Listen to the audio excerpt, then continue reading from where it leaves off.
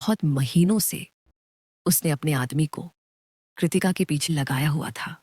शौर्य एक button press करता है जिससे बालकनी का दरवाजा लॉक हो जाता है और फिर आवाज का अंदर बाहर आना जाना बंद हो जाता है। मतलब रूम साउंड प्रूफ हो जाता है। रूम साउंड प्रूफ करने के बाद शौर्य कृतिका के चेहरे को गौर से देखता है तो उसे उसका चेहरा पूरा आंसुओं से भरा मिलता है और रोने के कारण उसका नाक और गाल भी लाल था। अपने हाथों में कृतिका के हाथ पकड़ के उसे अपने सीने से हटाता है और अपना एक हाथ उसके गाल पे रख एकदम नर्म आवाज में कहता है, रिलैक्स, कुछ नहीं कर रहा हूं, डरो मत, देखो मेरी तरफ, रुक गया हूं मैं। तब कृतिका अपनी नजरें उठाकर शौर्य को देखती है तो थोड़ी शांत होती है, लेकिन फिर रोना शुरू कर देती है और फिर अपनी वो ई बातें बोलने लगती है। तब भी शौर्य गुस्सा नहीं होता है और उसे प्यार से बोलता है, डरो मत, नहीं कर रहा कुछ मैं, और उसके ऊपर से हट के बाथरूम में चला जाता है। शौर्य के बाथरूम में जाते ही कृतिका बेड से उठती है और रूम के बालकनी की तरफ भागती है और उसे खोलने की कोशिश करती है, लेकिन बालकनी का गेट खुलता ही नहीं है। तभी शौर्य बाथरूम से बाहर आता है और कृतिका को जब देखता है कि वो बालकनी का दरवाजा खोलने की कोशिश कर रही है ताकि वो अपनी दी के पास जा सके, तो उसे गुस्सा आ जाता है। तभी शौर्य गुस्से से कृतिका के पास आता है और उसकी बांह पकड़ के उसको अपनी तरफ करता है और अपने दांत पीसते हुए बोलता है, थोड़ा नरमी से बात क्या कर लिया, तुम तो अपने मन की करने लगी। एक बात याद रखना, आज से और अभी से तुम सांस भी मेरी परमिशन से लोगी, वो ई करोगी जो मैं कहूंगा। ये मत सोचना कि तुम प्रताप खानदान की बहू बनकर ऐश करोगी, क्योंकि ये तुम्हारे नसीब में नहीं है। बहुत मन हो रहा है बालकनी में जाने का, अपनी दी को मिस कर रही हो, ठीक है तो आज से तुम्हारा डेरा वो ई होगा। तब शौर्य गुस्से में फिर से एक बटन प्रेस करता है और बालकनी खुल जाती है। शौर्य अपने साथ कृतिका को लेकर बालकनी में जाता है तो कृतिका चारों तरफ देखती है, लेकिन उसे वहां कोई नहीं दिखता। तब तक कुछ सर्वेंट्स एक सूटकेस लिए रूम में आते हैं और शौर्य के कहने पे उसे बालकनी में रखकर चले जाते हैं। शौर्य फिर गुस्से से कहता है, आज से तुम यहीं रहोगी, तुम्हें क्या लगा तुमको मैं अपने साथ अपने बेडरूम में रखूंगा? नहीं बेबी, गलत फहमी है तुम्हारी। तुम आज से यहीं रहोगी और कल से पूरे घर का काम भी करोगी। बैठे बैठे तो खिलाऊंगा नहीं मैं, तो तुम वो सारा काम करोगी जो मैं बोलूंगा, और तुम्हारी वो बहन वो ई काम करेगी जो इस घर के नौकर करते हैं, और तुम्हारा बाप भी घर के माली का काम करेगा। किसी को भी फ्री का खाना नहीं मिलेगा यहाँ। और चुपचाप अपने कपड़े बदलो और सो जाओ। ठीक सुबह 4 बजे मुझे मेरा प्रोटीन शेक मिलना चाहिए। अगर 1 सेकंड भी लेट हुआ तो हर गलती की पनिशमेंट मिलेगी तुम्हें। इतना बोल शौर्य अपने रूम में चला जाता है। शौर्य का कमरा, कृतिका को अपनी बालकनी में लॉक करके शौर्य अपने रूम में आता है और साइड टेबल से अपना फोन उठा किसी को कुछ टाइप करता है और फिर अपने कमरे से बाहर निकल जाता है। सर्वेंट क्वार्टर के एक रूम में अनाया बेचैन होकर इधर उधर टहल रही थी। तभी वो अपना हाथ अपनी जीन्स के अंदर डालती है और एक फोन निकालती है। बटन वाला फोन था जो काफी छोटा था। फिर वो फोन लेकर किसी को कॉल लगाती है और कॉल रिसीव होते ही अपने चेहरे पे मुस्कान लिए बोलती है, अभी तक का हमारा प्लान सक्सेसफुल हुआ। जैसा जैसा हमने प्लान किया बिल्कुल वैसा ही हुआ। वो बेवकूफ शौर्य समझता है कि हमने सिर्फ बदला लेने के लिए ये सब किया था, लेकिन असल में तो हम सब ये प्लान उसकी गद्दी पाने के लिए कर रहे थे। और जब हमारा प्लान पूरी तरह से कामयाब होगा तब उस गद्दी पे बैठेगा आपका बेटा और मेरा पति, मेरा युवान। इतना बोल अनाया हंसने लगती है। तभी उसे दूसरी तरफ से कुछ बोला जाता है और उसके जवाब में अनाया बस जी बोल के कॉल कट कर देती है। कॉल कट करने के बाद वो खुद से बोलती है, उस दिन वो बेवकूफ जतिन ने बीच में आके हमारा सारा प्लान खराब कर दिया, वरना अभी तक मैं अपने माफिया किंग की क्वीन होती।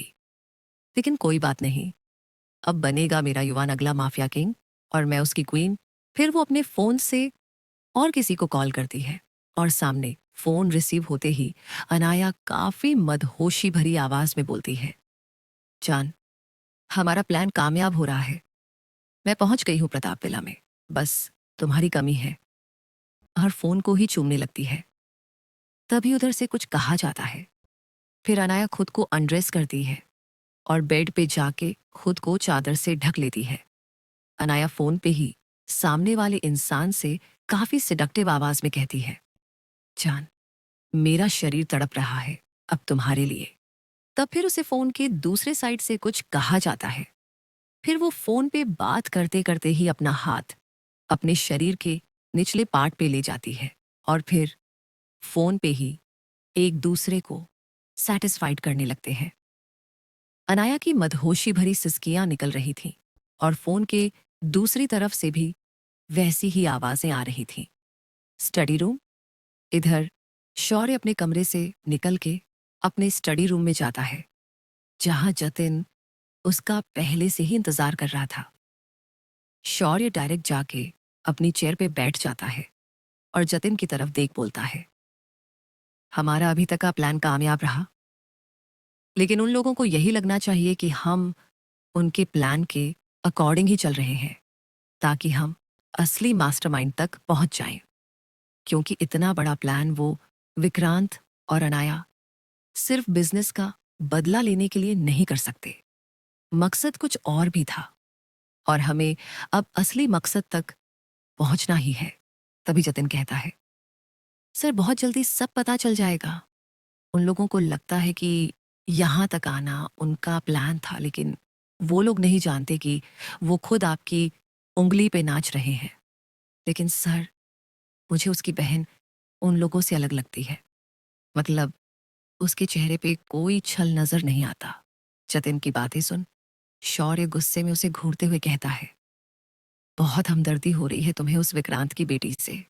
क्या भूल गए, उसी के परिवार के कारण तुमने अपना प्यार खोया और मैंने अपनी बहन। भूल गए, प्यार करते थे ना कियारा से। फिर कैसे तुम उस खानदान के किसी इंसान पे भरोसा कर सकते हो? मैंने भी किया था भरोसा, मुझे भी उसके चेहरे पे कोई छल नहीं दिखता था। लेकिन क्या हुआ, छीन लिया उसने मेरा सब और अब फिर आई है अपना प्लान सक्सेसफुल करने। और उसने तो अपना नाम भी गलत बताया था। जो शौरिका से मैं प्यार करता था वो तो थी ही नहीं कहीं। शौर्य की बातें सुन जतिन अपना सिर झुका लेता है। तभी शौर्य टॉपिक बदलते हुए कहता है, गोल्ड की शिपिंग का क्या हुआ?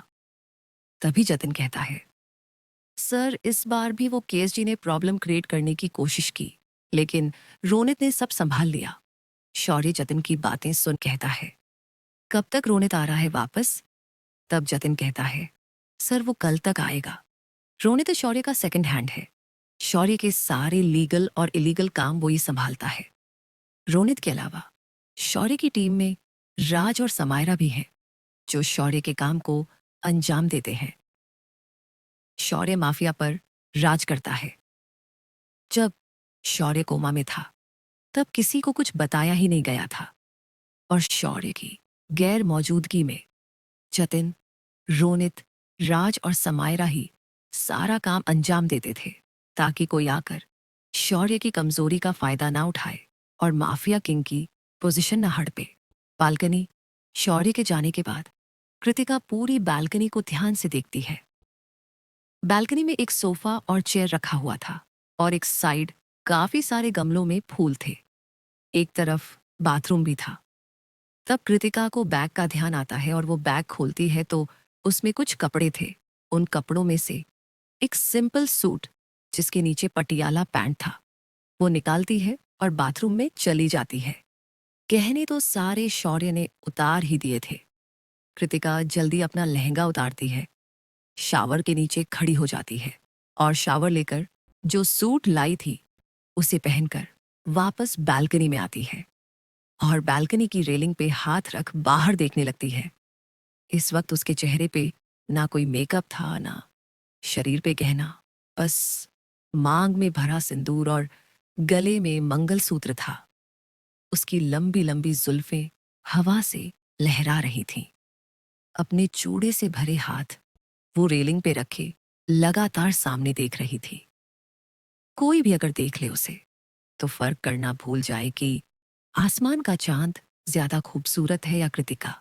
कृतिका अपनी नजरें आसमान की तरफ करके ऊपर चांद को निहारती है। काले बादलों में घिरा चांद अपनी रोशनी भली भांति बिखेर रहा था।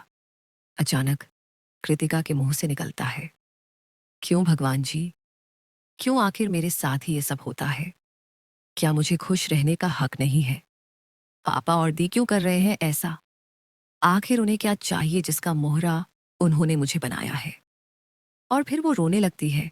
कृतिका लगातार आसमान में चमकते चांद को निहार रही थी। उसके साथ जो हुआ उसका उसे पहले से कुछ पता नहीं था। बस इतना पता था कि उसके पापा और दी ने उसे यूएसए से शिमला अपने किसी मकसद को पूरा करने के लिए बुलाया था। लेकिन उन दोनों ने इतना कुछ किया था किसी दूसरे के साथ, ये नहीं पता था उसे। कृतिका आसमान में चांद को देखते हुए बोलती है, क्यों है मेरा नसीब इतना बुरा कि कोई मुझे सच्चे दिल से प्यार नहीं कर सकता? जब से होश संभाला है तब से सब जानती हूं कि पापा और दी मुझे दिल से प्यार नहीं करते। फिर भी उनके चेहरे की झूठी खुशी में खुश होती रही। और होती भी क्यों नहीं, और था ही कौन मेरा? लेकिन मैं आज तक जान ही नहीं पाई कि क्यों आखिर पापा दी को प्यार करते हैं लेकिन मुझे नहीं। दी भी बस अपने काम के लिए मुझे बच्चा बच्चा करती रही और मैं भी उनके उसी झूठे प्यार में खुश होती रही।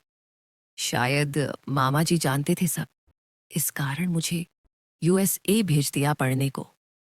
लेकिन उनके जाने के बाद ही मेरी जरूरत पड़ गई इन्हें, तभी मिस करने का बहाना करके मुझे बुला लिया। कृतिका चांद को देखते हुए अपने मन की बातें कर रही थी। और करती भी क्या? उसके अंदर का दर्द ना कोई देख पाया, ना समझ पाया। और समझता भी कैसे? उसने अपना दर्द कभी अपने चेहरे पे लाया ही नहीं था। बस अकेले में घुटती रही हमेशा। जब कृतिका की आंखें भारी होने लगी तो वो सामने रखे सोफे को देखती है और उस पे जाके लेट जाती है। मौसम बदल रहा था और शरद ऋतु थोड़ी थोड़ी दस्तक दे रही थी। कृतिका को भी ठंड महसूस होती है तो वो फिर से उठती है और एक बार और बैग को ओपन करती है, लेकिन उसमें कपड़ों के अलावा कुछ नहीं था। तब उसकी नजर साड़ी पे जाती है तो वो ई साड़ी लेती है और उसे 3 फोल्ड करके उसे ही ओढ़ के सोने का सोचती है। कृतिका जैसे ही सोफे पे लेटती है और साड़ी से खुद को कवर करती है, तभी बालकनी की लाइट ऑफ हो जाती है और बालकनी के बाहर भी गार्डन की लाइट डिम हो गई थी। ज्यादा रोशनी नहीं थी और शौर्य का रूम तीसरे फ्लोर पे था, तो बस ना के बराबर ही रोशनी थी। अंधेरा होते ही कृतिका बहुत डर गई और जल्दी भाग के बालकनी के डोर को पीटने लगी। कृतिका लगातार डोर पीट पीट के चिल्ला रही थी, प्लीज दरवाजा खोलिए, आप अंदर हैं क्या? मुझे अंधेरे से बहुत डर लगता है, प्लीज खोल दीजिए ना डोर। कृतिका के हाथ रुकते नहीं हैं और